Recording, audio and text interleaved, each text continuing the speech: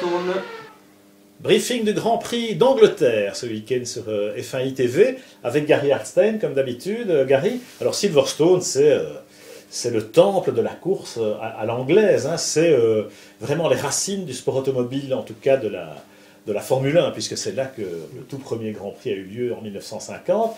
Et c'est quelque chose qui est perceptible, je dirais, quand on y arrive. Oui, bon, c'est l'Angleterre, quoi. C'est l'Angleterre. Et on le voit chez les gens qui se baladent dans le paddock, leur façon de s'habiller, le passion de la foule. Ce n'est pas l'Allemagne au grand jour de Michael, c'est différent. Ce n'est pas l'Italie à Monza. Et les tifosi. C'est différent. C'est des Anglais, mais je peux dire que quand Lewis passe, il est en tête de la course, ça tonne plus fort que les voitures. Ils sont déchaînés aussi, mais c'est un public très connaisseur, hein. On voit que ce sont des gens vraiment passionnés et tout à fait intéressés par le sujet, ce qui n'est pas toujours le cas partout, et c'est vrai qu'en Angleterre, ça c'est très sensible. Oui, puis non, ce week-end-là en Angleterre, pour l'amateur de sport automobile, c'est vraiment une apothéose. Le British Grand Prix. Oui, alors, Silverstone a pas mal évolué évidemment dans le temps, hein, heureusement, quelque part. La dernière évolution, elle a été sensible sur la piste, mais disons que ça reste spectaculaire. En revanche, il y a cette espèce de nouveau paddock, la gigantesque. Est-ce que Silverstone n'a pas un petit peu perdu de son âme mais on n'a pas le choix en même temps. Il faut s'adapter à la vie moderne. Oui, les anciennes structures paddock étaient sympathiques et avec du un charme, peu anachroniques et très anglais, et tout le monde faisait avec, sauf 3 points de suspension. et les gestionnaires étaient contents de bâtir ce qu'ils ont bâti. Bon, je n'ai pas grand-chose à dire là-dedans. Je pense, honnêtement, moi, j'ai beaucoup de copains anglais et je respecte énormément Silverstone et je sais que c'est le temple du sport automobile. Je pense que le circuit actuel n'est pas mal.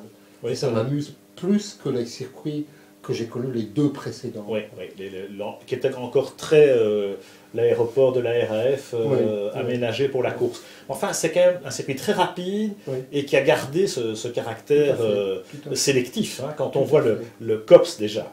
Et puis l'enchaînement Beckett, cet enchaînement est extraordinaire.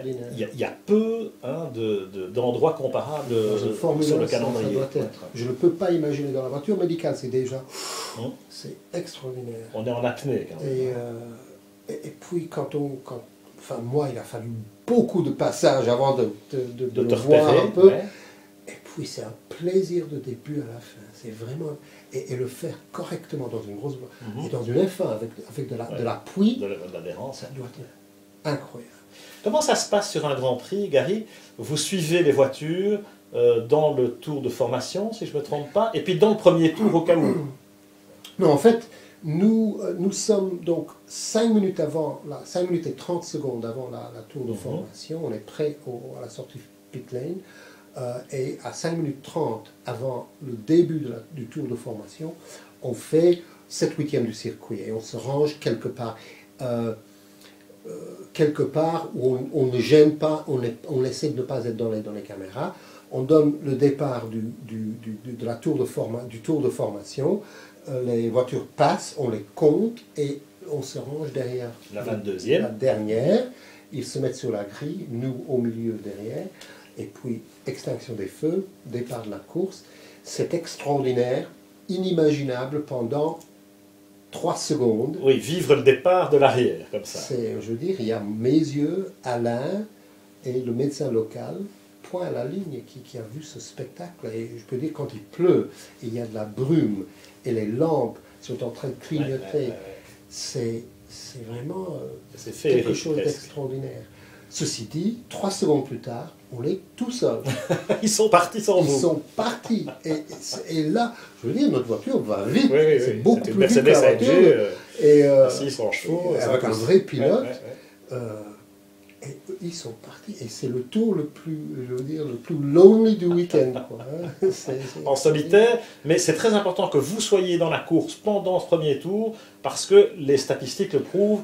c'est là que le risque Les est le plus voitures sont grand les plus ramassées. et que vous devez être prêt à Oui. intervenir Oui, au plus vite. oui. C'est ça la logique. Moi, je n'ai jamais regardé les statistiques. Je pense que ça serait intéressant. Ouais.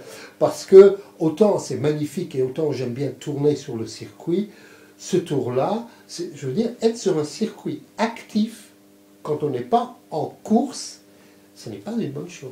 Non, effectivement. Ça, Je veux dire, vous regardez plus dans les rétroviseurs en disant merde, ils arrivent déjà, tout à fait. plutôt que Tout à fait. Et quand ils ont mis les harnais, je n'avais plus la possibilité de... de te retourner. Non, mais je disais toujours avant cela au pilote, toi tu regardes là, moi je regarde là. Ok. Comme ça on a les quatre yeux.